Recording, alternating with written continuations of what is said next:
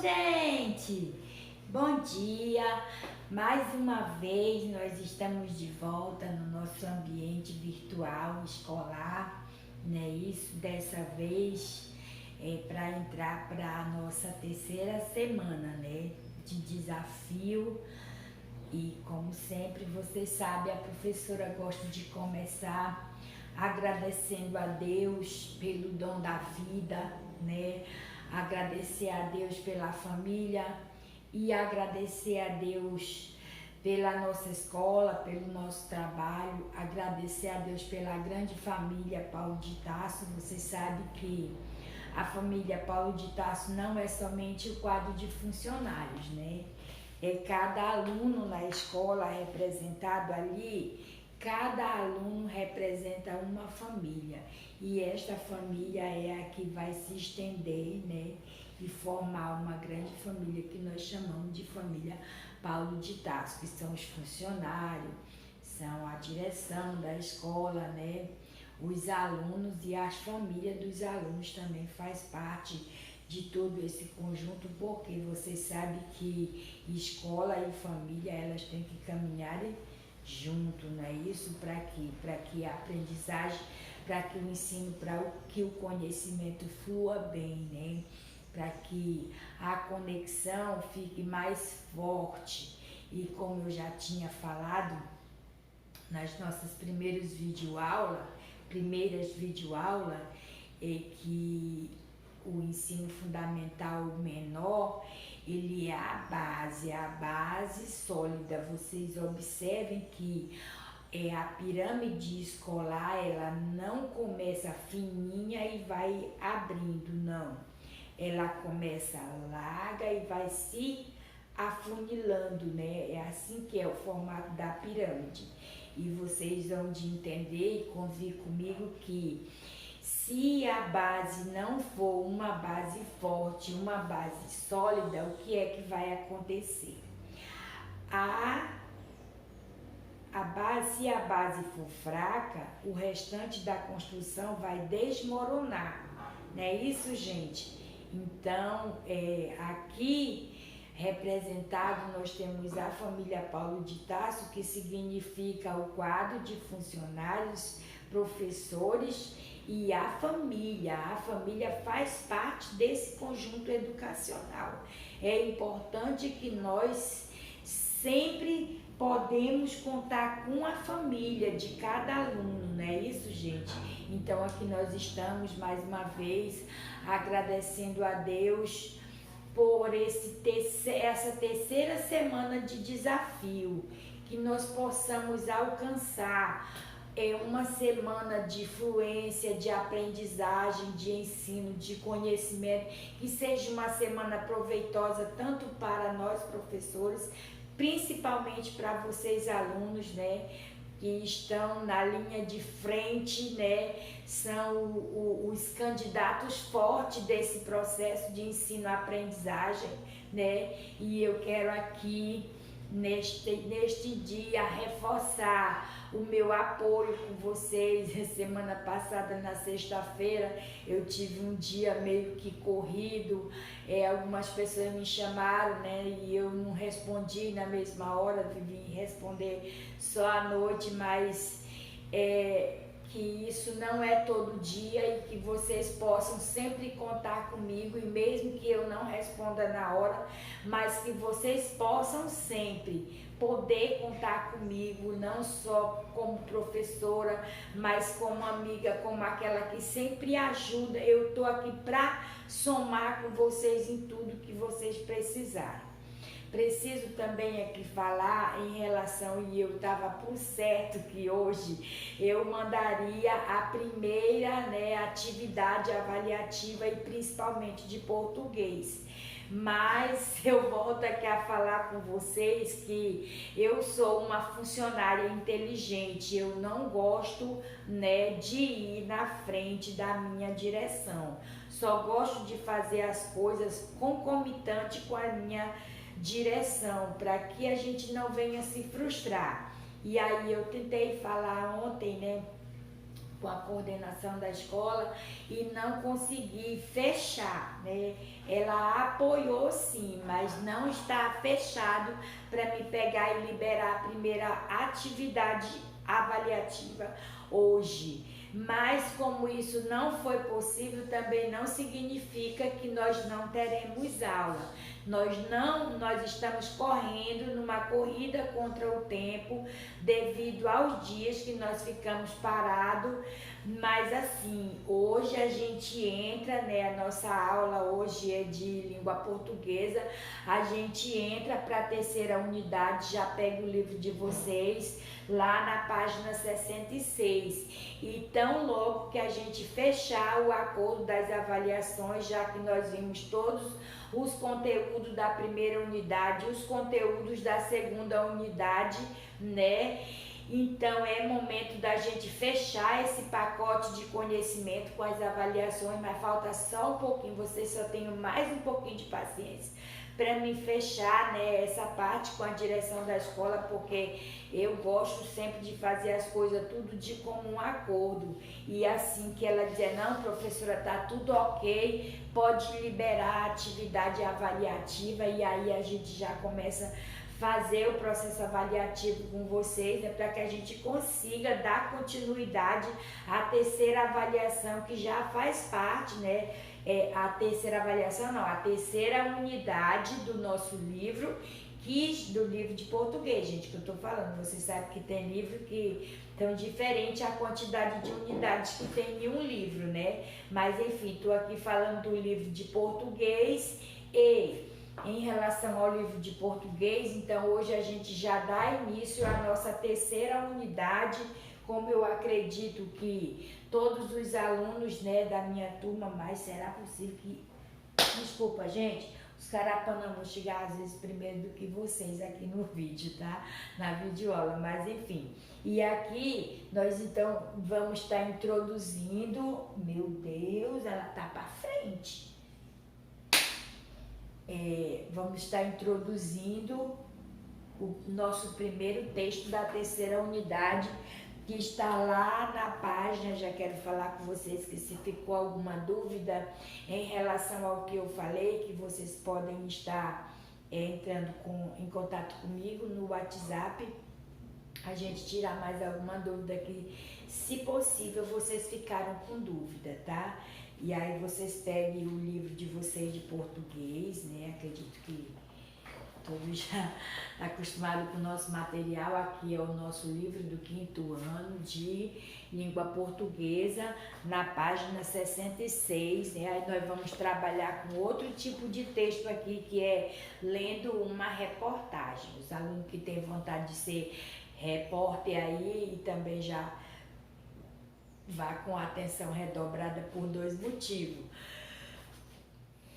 Meu Deus, já começou. Por 2 motivos. Primeiro, porque nós não estamos na sala de aula presencial. Então, eu sempre falo aqui com vocês que vocês não podem jamais guardar nenhum tipo de dúvida para vocês. Se vocês estiverem perto da mãe de vocês e a mãe de vocês souber responder, dar a resposta para vocês, tudo bem, aí vocês podem estar conversando com ela. Se de tudo você não conseguir resolver a sua dúvida com a sua mãe, converse comigo, conte comigo, porque nós não podemos jamais ficar com alguma dúvida. Eu sempre digo que os paizinhos de vocês são clientes da escola. Todo cliente gosta de ser atendido. Em se tratando aqui, né, nós estamos prestando um serviço, e esse serviço precisa ser de eficácia, de boa qualidade, né, e de forma que não fique nenhuma dúvida na cabeça dos alunos, porque nós estamos preparando vocês para as séries seguintes, tá bom, gente? Então nós vamos aqui na página 66. O título é Lendo uma Reportagem. Como você já sabe, eu gosto que vocês coloquem sempre a data aí nessa parte aqui de cima, né, do texto, para que fique aí fixado qual foi a data que a gente ministrou e que vocês estudaram essa página aqui do nosso livro, né? Tudo precisa ser datado, gente. Tudo precisa ser anotado, né? Porque as palavras o vento leva, mas aquilo que você assina fica registrado, tá? Diz assim, ó, a reportagem a seguir trata-se de um assunto muito relevante nos nossos dias. Inicialmente, lendo apenas o título, tente responder à pergunta que está sendo feita. Pense em quem poderia ser considerado um refugiado. Porque alguém vive como refugiado. Depois de refletir sobre isso, leia o texto e conheça quem são essas pessoas, né? Então aqui é uma sugestão de sondagem de leitura, né? Quando eu leio quem são os refugiados, aí a gente geralmente quando a gente lê uma frase, a gente desenha o cenário daquela frase na nossa cabeça. E aqui o escritor desse texto aqui do nosso livro de 5º ano de língua portuguesa, ele nos instiga, né, a investigar a nossa própria mente, se a gente consegue se lembrar o que é refugiado, quem são os refugiados, por que acontece essa situação de refugiado. E eu, como sempre, gente, eu faço de tudo para me basear, vocês que me conhecem, que convivem comigo, eu sempre procuro me basear pela Bíblia. Tem um salmo da Bíblia que diz que Deus é o nosso refúgio e fortaleza, socorro bem presente na hora da angústia. E aí, eu volto para cá, para o texto e me pergunto, quem são os refugiados? Aí eu vou já entender que se Deus é o nosso refúgio, Ele é quem é o nosso esconderijo. Então, quem é refugiado, certamente está escondido de uma situação.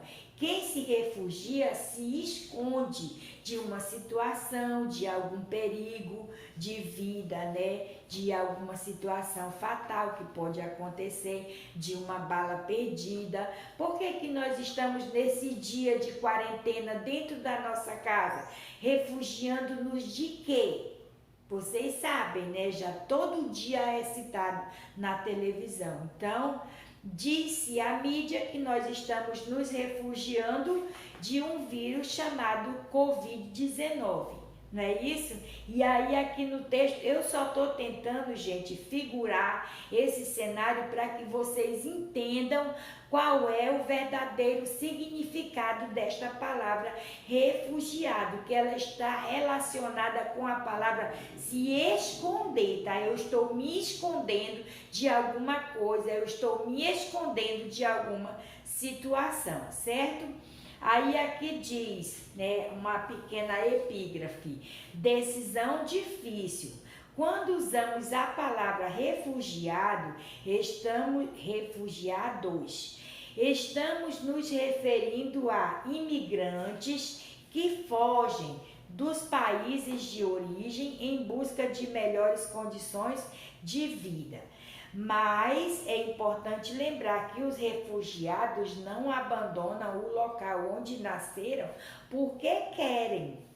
Eles fizeram isso quando não há mais condições de continuar vivendo ali. E eu pergunto para vocês, não foi a mesma situação que aconteceu com nós quando nós estávamos tendo aula na nossa modalidade presencial, onde todo mundo se via, se abraçava, brincava todos os dias no horário do intervalo, e hoje nós estamos de que forma? Refugiados dentro das nossas casas, tendo aula nesta modalidade à distância, a fim de quê? A fim de nos escondermos de uma situação. E da mesma forma são as pessoas refugiadas. Geralmente elas fogem de um país para o outro para se proteger da guerra, se proteger da morte, se proteger de uma situação difícil, certo?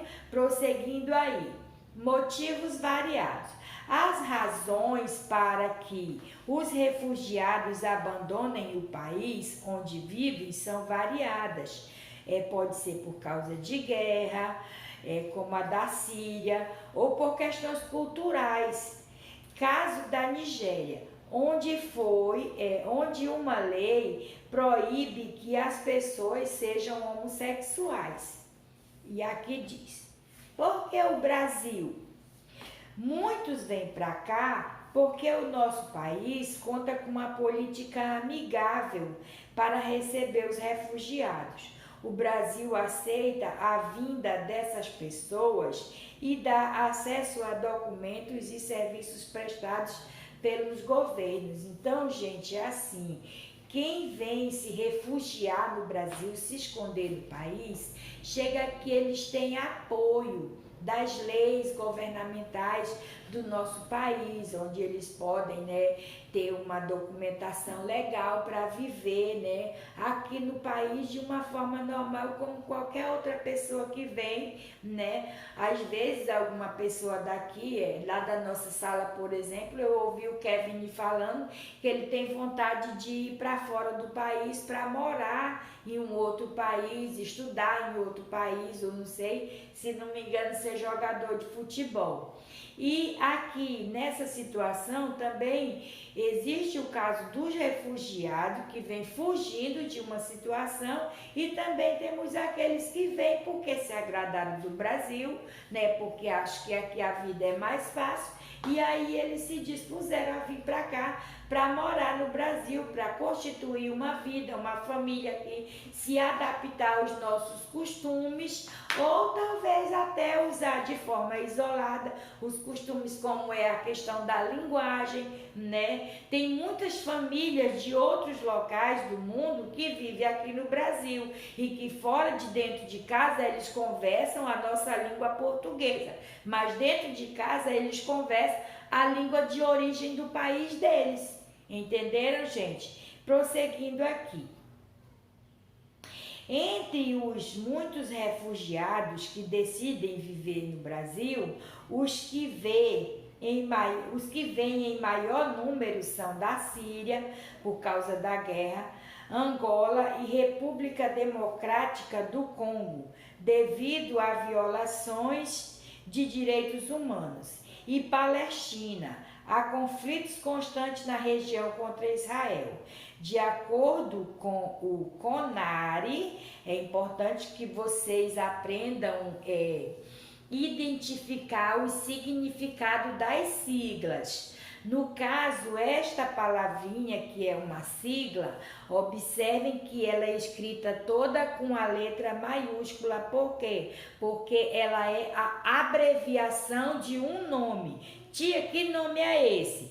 É o Comitê Nacional para os Refugiados. É isso que é o CONARE, Comitê Nacional para os Refugiados. O Brasil tem cerca de 9.000 refugiados, reconhecidos de quase 80 nacionalidades diferentes. E aí, se vocês forem viajar pelo país, aqui no Brasil, você vai encontrar a presença de chinês, português, que veio de Portugal, italiano, espanhol, francês, de tantos outros países. E aqui o nosso livro está dizendo que são de pelo menos 80, nosso texto está dizendo que são de pelo menos 80 nacionalidades, que eles vêm de outros países, e se refugiam no Brasil,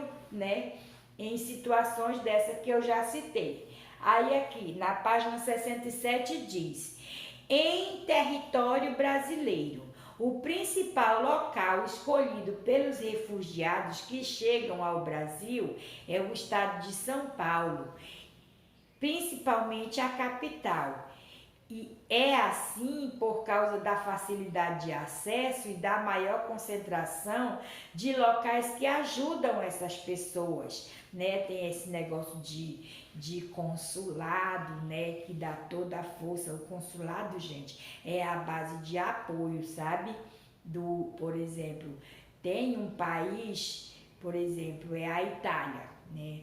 Aí tem aqui no Brasil uma base da Itália, né, que faz essa intermediação entre o governo italiano e o governo brasileiro, no sentido de favorecer a documentação para que esta pessoa venha, né, e fique livremente aqui no Brasil, né?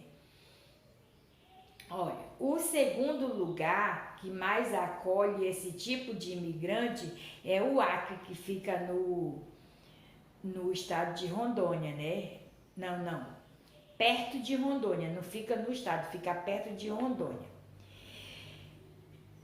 É um estado que fica do lado de Rondônia, que é a capital de Rondônia, é Porto Velho, né? Aí do Acre capital do Acre eu esqueci aqui, mas daqui no final do texto eu vou me lembrar e vou falar para vocês.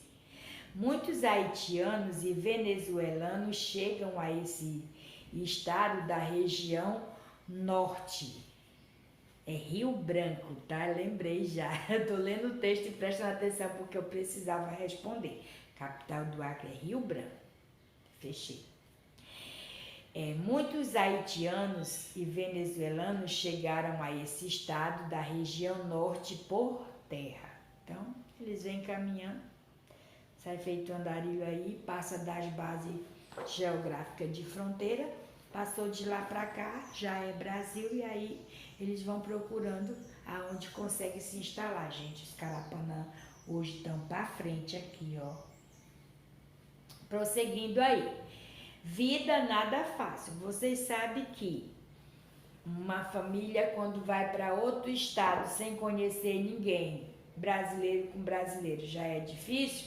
Imagine uma família que não é brasileira vindo para o Brasil, até que se instale, pelos traços físicos, gente, todo mundo vai olhar, por exemplo, se vir para cá para o Brasil, um africano, um nigeriano, todo mundo vai olhar e vai perceber, aqui dali não é brasileiro. Aí já associa o negro como ladrão, porque não tem jeito, gente.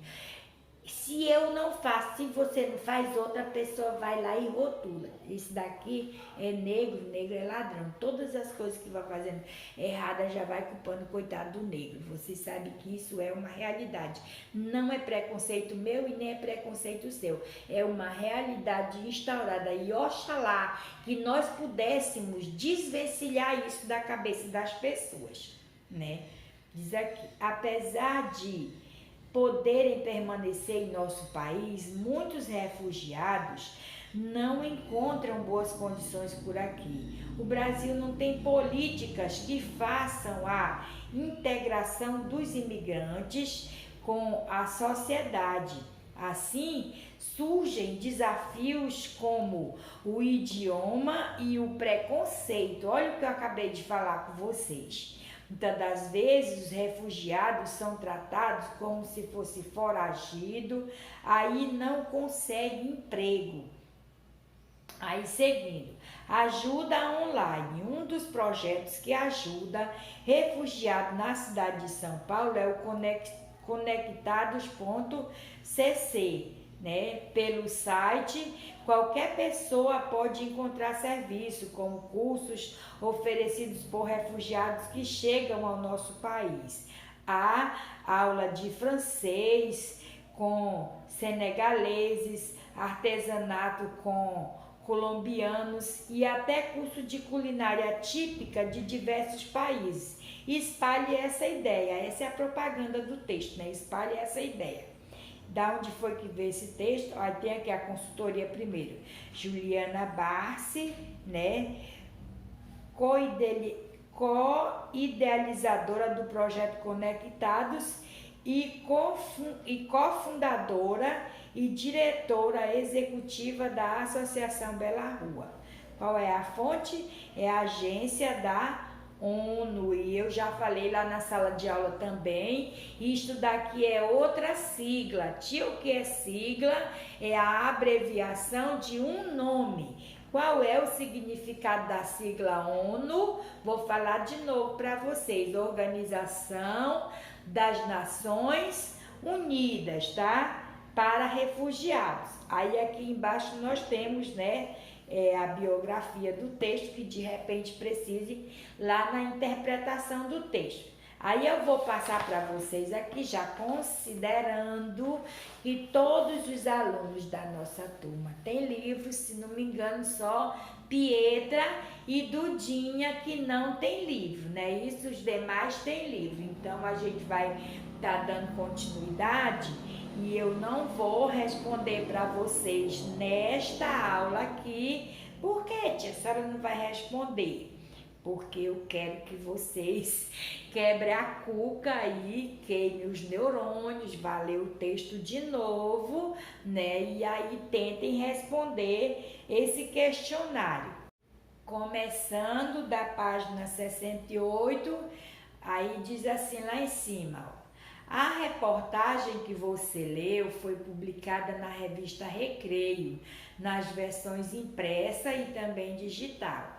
Essa revista publica reportagens, curiosidades e atividades educativas, materiais para pesquisa e atividade divertida, especialmente pensadas para informar e divertir a garotada. Então, gente, isto daí, né, fala da fonte de onde esse texto foi publicado. E agora vocês vão pegar aí o livro de vocês, lá na página 68, e vão lendo, tá, as questões. Olha, a número 1, por exemplo, diz, aqui é estudando o texto, né?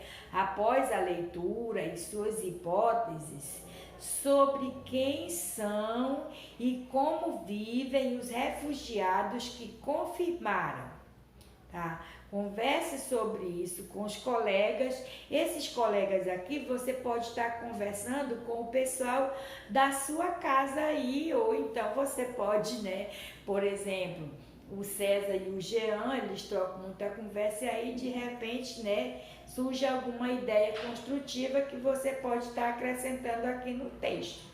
Número 2 diz, releia o trecho a seguir para responder as questões. Muitas vezes os refugiados são tratados como se fossem foragidos. E aí, gente, eu não vou dar continuidade, o quinto ano sabe ler bacana, beleza, né? E aí, vocês podem estar passando também para a página 69, não é isso? E tem bastante coisa aqui para responder, olha.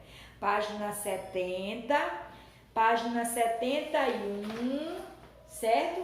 No final da página 71 é que se encerra o texto, certo? Aí eu não vou falar nada de resposta para vocês agora, eu quero que vocês tentem responder, tem o mapa aí também, tá? Se vocês não tiverem o livro colorido, estou falando aqui com quem não tem o livro colorido, eu vou falar aqui na legenda da página 69, quem não está com o livro colorido, a legenda que eu estou falando, gente, é desse mapa aqui, olha, desse mapa do Brasil aqui, olha. Tá? É possível vocês encontrar o mapa colorido na internet, mas quem tá com seu livro colorido aí tudo bem, e certo de que quem não está com o livro colorido, bem aqui embaixo, olha, tem uma legendinha, tá vendo? Olha, aí eu vou tentar aproximar bem da câmera para que vocês vejam as cores. Olha, o primeiro é amarelo, depois verde, azul, laranjado e rosa, cor de rosa, tá bom? Qualquer dúvida, vocês me perguntem lá no WhatsApp e Deus continue iluminando a mente de vocês. Um grande abraço, um grande beijo e até logo mais na nossa aula de ciência, viu? Tchau!